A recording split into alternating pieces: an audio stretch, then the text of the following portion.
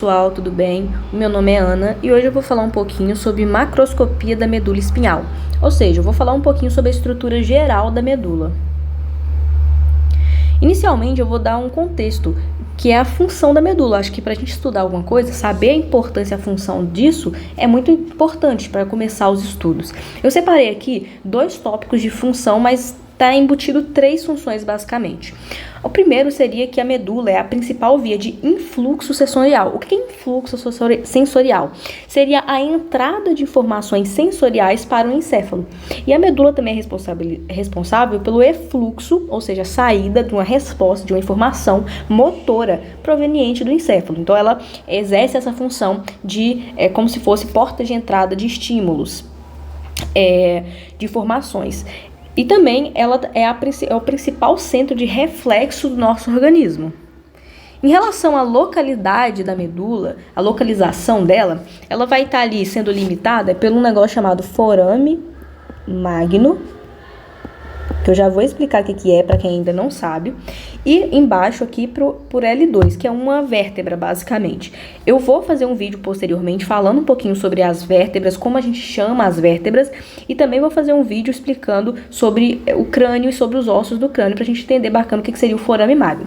Mas basicamente, vamos pensar aqui, que aqui é o seu crânio, ok? Aqui está seu olho, sua boca, e aqui está o crânio. Esse ossinho daqui, ó, seria onde está localizado o forame magno. O forame é um buraco, gente. É um buraco nesse osso aqui, ó. Basicamente seria isso. Então a medula, ela se limita, ela vai desde o forame magno até L2, isso no adulto, tá bom? A medula também possui uma coisa chamada intumescência. O que seria intumescência? A intumescência é o seguinte: a medula, ela possui ali um formato próximo de um cilindro. A medula, ela não é um cilindro uniforme, ou seja, ela não tem um diâmetro uniforme por todo o seu comprimento. Tem algumas partes dela que é mais dilatada. Essas partes mais dilatadas a gente chama de intumescência. Essas intumescências, elas podem ser cervical ou lombar. A cervical a gente encontra de C4 a T1 e a lombar de T11 a L1. Isso é informações em relação às vértebras. Se você ainda não entendeu, eu vou fazer um vídeo posteriormente falando como que você nomeia cada vértebra, C1, C2, C3, C4. Mas basicamente, o que seriam essas intumescências? São áreas em que se faz alta conexão com raízes nervosas, formando 2 plexos, que é o plexo braquial, que serve para inervar os membros superiores, e o plexo lombosacral, para inervar os membros inferiores. E o maior diâmetro dessas regiões é devido à quantidade de neurônios que entram e saem dessas regiões. Então, aqui seria basicamente a representação de um local, né? Então, aqui tem intumescência cervical, intumescência lombar, e aqui mostrando essa dilatação um pouco maior. Agora, falando sobre a morfologia da medula, vamos lá. A medula, ela é formada por algumas partes. Em tá o funículo posterior. Então, a gente tem aqui essa localidade aqui, ó, funículo posterior, aqui e aqui. A gente teria no 2 o funículo lateral, que seria essa parte aqui. E no 3 o funículo anterior, que seria isso aqui, certo? Dentro, isso seria substância branca, ok? Substância cinzenta é isso aqui que está dentro. A medula tem essa forma em que a substância cinzenta fica alojada dentro da substância branca. Quando a gente vai estudar o encéfalo, por exemplo, o telencéfalo, a gente vê que é diferente. Isso não acontece dessa forma. A substância cinzenta fica por fora da substância branca. Mas aqui a substância cinzenta está aqui dentro. Aí dentro da substância cinzenta a gente tem algumas variações. Que está a letra A, a gente chama de corno posterior ou coluna posterior. Na região B, a gente chama de coluna ou corno lateral. E já aqui que não está representado a letra, mas seria aqui, ó. E nesse C seria o corno anterior. Então, o que seria isso? A coluna lateral, o corno lateral, seria responsável por vias eferentes viscerais. Então, basicamente, controle de vísceras. Vou escrever aqui, ó. O corno posterior está relacionado com sensibilidade geral do corpo, tá bom? E já a coluna anterior, com músculo estriado esquelético, ok? Os funículos, aí é interessante falar. Funículo, gente, é feixe de fibra nervosa agrupada que tem função semelhante e uma organização específica. Então, essa é basicamente a definição de funículo que eu estou dando para vocês. E aí, a gente tem aqui o funículo anterior, que a sua função basicamente, que é esse 3 aqui, vai ser de manutenção da postura e do equilíbrio. Mais pra frente eu vou explicar como que acontece, por que que ela tem essa função, mas hoje pra gente tá bom entender que tá relacionada principalmente com postura e equilíbrio. A gente tem o funículo lateral, que hoje pra gente é importante a gente lembrar que ele é responsável pelo controle de dor e temperatura do corpo. E o funículo posterior, ele tem algumas diferenças. O que que seria essa diferença? Vou passar para o próximo slide. O funículo posterior, ele é dividido em fascículos. O que que é fascículo, gente? Isso aqui é uma definição importante que pode ser cobrada de você. Um fascículo é um feixe de fibras que são agrupadas, que tem mesma origem, trajeto e função. Então, o funículo posterior, ele é formado por 2 fascículos, feixes de fibras com mesma origem, trajeto e função.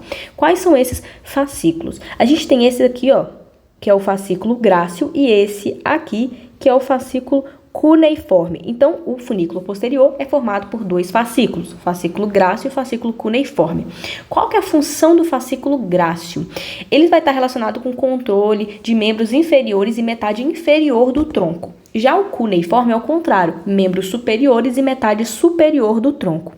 No geral, qual que é a função assim do funículo posterior? Propriocepção consciente, tato epicrítico, sensibilidade vibratória e estereognosia. Pode anotar. Propriocepção consciente, tato epicrítico, sensibilidade vibratória e estereognosia. Aqui eu vou falar um pouquinho sobre a estrutura mais anatômica assim, da medula, que é mais visual, né? A gente tem essa parte aqui, ó, que é mais funda, e ela é muito importante anatomicamente para a gente saber se a gente está falando da frente ou da parte de trás da medula.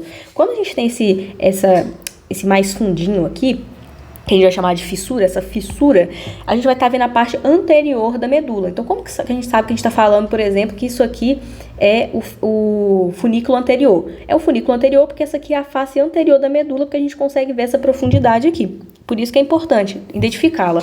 E essa parte aqui, eu coloquei até uma seta, vou escrever na minha seta que eu coloquei, é chamada de fissura mediana, porque está no meio, anterior, porque está anterior na medula, ok? Aqui, gente, eu peguei fotos da minha própria aula de anatomia para colocar aqui para vocês. Tá coberto aqui por vasos, né, artéria e veia, só que aqui seria basicamente a localização de um sulco, que é o sulco póstero-lateral. Também é um sulco importante da medula, é uma parte anatômica da medula que é interessante saber. Então, temos ali o sulco póstero-lateral. É junto, tá, gente? Eu escrevi separado aqui, mas é só porque não tinha espaço. E aqui eu também coloquei, em forma de representação de modelo anatômico, essa parte aqui que ela é mais funda. Então, aqui a gente pode identificar que é a fissura mediana anterior. Mais funda aqui, fissura mediana anterior, mesmo que esteja passando aqui vasos. Posteriormente, vou fazer um vídeo sobre vascularização da medula. E aqui, gente, é só para entender que a gente tem também um sulco que é junto com esse sulco aqui dessa fissura, que é o sulco mediano posterior. Ele fica assim, diametralmente oposto à fissura mediana anterior. Então, é o sulco mediano posterior. Seria basicamente, vou botar aqui, o que tá aqui, ó. Ele estaria aqui. Aqui tem a fissura, aqui tá ele. Aí aqui a gente teria o sulco póstero-lateral. Póstero porque tá posterior. Mediano porque tá no meio e póstero-lateral porque tá mais lateral na medula. E a gente vem aqui também em 2 coisas que são formadas na medula, que eu acho interessante falar com vocês, que é o cone medular e o filamento terminal. O que é cone medular? O que acontece? A medula, ela não abrange toda a coluna vertebral. Chega um momento que ela para de crescer e só tem coluna, perfeito? Só que, como que ela para de crescer? A medula não tá assim, ó, e faz isso. Não é assim. Ela faz isso aqui, ó. Mas ela vai se afinalando. E ela vai formar aqui o que a gente chama de cone medular, que é basicamente esse afinalamento da medula. Que marca, assim, o fim, propriamente dito, dessa estrutura que é a medula espinhal, ok? Então, esse é o cone medular, é isso aqui, ó. Ah, mas o que é isso aqui? Isso aqui é filamento terminal. O que é filamento terminal? É um filamento fino, ele é fibroso e ele é formado através da pia mater. A pia mater, gente, ela vai acompanhando os feixes de fibras. Então, ela não termina junto com a medula espinhal. Ela perfura a aracnoide e continua. Ela desce formando esse filamento. E esse filamento, ele recebe o nome de filamento terminal, ok?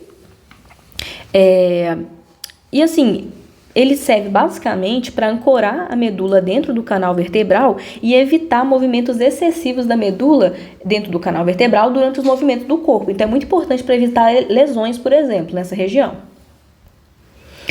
Aqui, gente, é só para falar um pouquinho sobre essa questão da medula, sobre quando ela termina. Por volta de 3 a 4 meses ali da criança, a medula ela ocupa 100% ali da coluna vertebral. Só que a coluna continua crescendo e a medula não, ok? Então, com o passar do tempo, a gente vai ter um pouco de coluna sem medula. E no adulto, a medula ela tem ali cerca de 45 centímetros para homens, para mulher, esse valor pode variar um pouquinho para menos e não acompanha toda a medula. Já que quando a criança está nos 3, 4 meses, até essa idade, a coluna ela acompanha a medula espinhal. Depois vai até L2, que é uma vértebra, ok?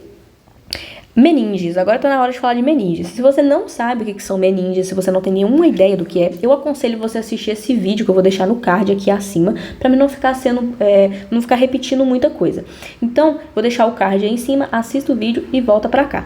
Se você já viu o vídeo, se você já sabe o que são meninges e quais são elas, a gente vai falar um pouquinho aqui em relação à medula, como que essas meninges elas se dispõem na medula. A gente vai ter as meninges dura mater, aracnoide mater, mas a gente chama só de aracnoide, e a pia mater. Sendo que a dura mater é a mais externa e a pia mater é a menos externa, ou seja, a mais interna. Então aqui, ó, seria assim. Dura mater mais externa, pia mater menos externa. Aqui é uma imagem de como que essas meninges se distribuem. A dura mater ela vai ser a mais externa, ou seja, que está em contato com os ossos. A aracnoide ali justaposta a dura mater e a pia mater ligando ali na aracnoide através das trabéculas aracnoides.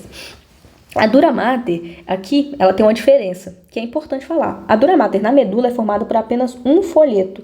Se você assistir o último vídeo, você vai ver que as meninges lá no encéfalo da dura mater, ela é formada por 2 folhetos.